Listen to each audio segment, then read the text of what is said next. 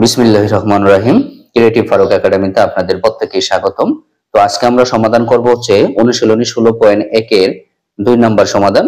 দেওয়া আছে যে 20 মিটার লম্বা একটা মই দেওয়ালের সাথে খাড়াভাবে আছে।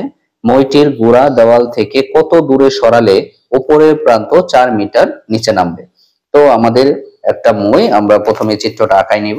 দেখেন একটা এসি হচ্ছে আমাদের একটা দেওয়াল এবং এসি বরাবর এই 20 মিটার লম্বা আমাদের একটা কি মই রাখা হয়েছে। আমাদের এখানে বলছে 20 মিটার কি 20 মিটার লম্বা একটা মই দেওয়ালের সাথে খাড়াভাবে আছে। সেক্ষেত্রে আমাদের এই এসিটাই হচ্ছে আমাদের দেওয়ালের সাথে এসিটা সম্পূর্ণটা একটা মই আমাদের কি আছে 20 মিটার একটা মই আমাদের কি অবস্থায় আছে, খাড়াভাবে রাখছি আমরা।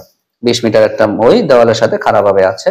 তো এখানে বলছে যে মইটির গোড়ার দেওয়াল থেকে কত দূরে সরালে অপর প্রান্ত 4 মিটার নিচে নামবে। তো আমরা এখানে ধরে নিচ্ছি যে এই সি প্রান্ত থেকে এই এসি যে মইটা আছে, সি প্রান্ত থেকে এই গোড়া থেকে যদি আমরা মইটা ডি বিন্দুতে নিয়ে যাই, তাহলে আমরা ধরে নিলাম যে কি সি থেকে ডি বিন্দুতে মইয়ের গোড়া সরালে আমাদের কি হবে, এই উপরের প্রান্ত থেকে, যে উপরের প্রান্ত থেকে 4 মিটার নিচে নামবে। তো এ থেকে বি বিন্দুতে পৌঁছাবে এবং কত মিটার নিচে নামবে, 4 মিটার। তার মানে এই এ থেকে বি বিন্দুতে আমাদের কি মইয়ের যে উপরের প্রান্তটা আছে সেটা নিচে নেমে আসলো এবং নিচের প্রান্তটা সি বিন্দু থেকে ডি বিন্দুতে গেল।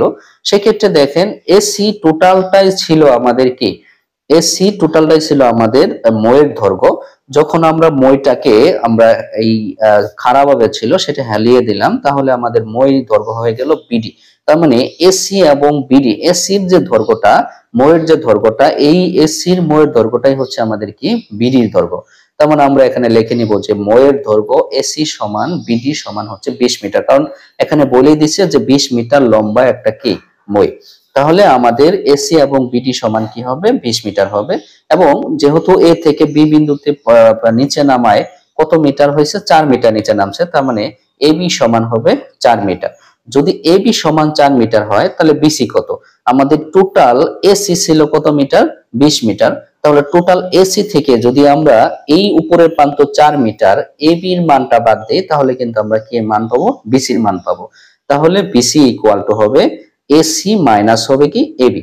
তাহলে এসি মাইনাস এবি, তাহলে এসির মানটা হচ্ছে কত 20, এবির মানটা হচ্ছে কত আমাদের 4। তাহলে 20 থেকে 4 বাদ দিলে কত 16। তার মানে আমরা এই বিসির মান পাইলাম কত মিটার, 16 মিটার।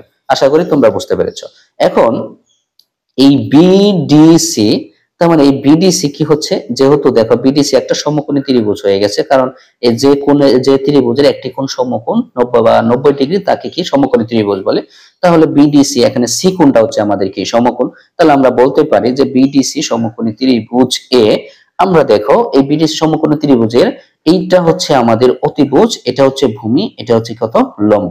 সেক্ষেত্রে আমরা বলতে পারি যে পিথাগোরাস উপপাদ্য অনুসারে লম্ব স্কয়ার প্লাস ভূমি স্কয়ার ইকুয়াল টু হচ্ছে অতিভুজ স্কয়ার, রাইট। তাহলে লম্ব হচ্ছে কি, আমাদের লম্ব হচ্ছে বিসি এবং ভূমি হচ্ছে কি সিডি এবং এই অতিভুজ হচ্ছে আমাদের কত বিডি।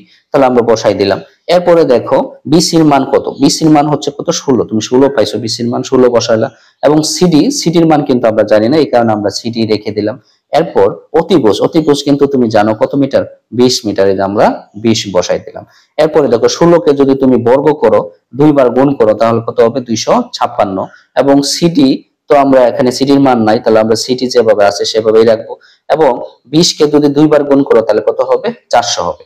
এখন দেখো এই পাশে 256 প্লাস আছে, আমরা যদি একটু এই পাশে করি, দেখো বা এই 256 এর প্লাস আছে, যদি আমরা সমান চিহ্ন ডান পাশে দিয়ে দিই, তোমরা সবাই জানো সমান চিহ্ন ডান পাশে গেলে কি হয়, এই পাশে যদি সমান চিহ্ন বাম পাশে যদি প্লাস থাকে তাহলে ডান পাশে গেলে কি হবে, মাইনাস হবে। তাহলে কত হবে 400 মাইনাস 256, বা তাহলে সিডি স্কয়ার ইকুয়াল, দেখো 400 থেকে 256 বাদ দিলে কত থাকবে 144।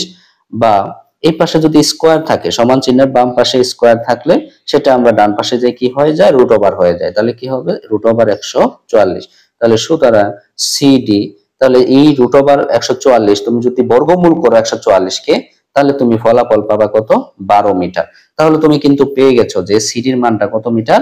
12 মিটার। তাহলে তোমার কি চাইছিল যে মইটির গোড়া দেওয়াল থেকে কত দূরে সরালে উপরের প্রান্ত 4 মিটার নিচে নামবে। তাহলে তুমি কিন্তু পেয়ে গেছো যে উপরের প্রান্ত দেখো যে নিচের প্রান্ত মইটির গোড়া দেওয়াল থেকে, দেওয়াল ছিল গোড়া ছিল কোথায়? সি বিন্দুতে, সেখান থেকে আমরা ধরে নিলাম ডি বিন্দুতে সরালে আমাদের কত হবে?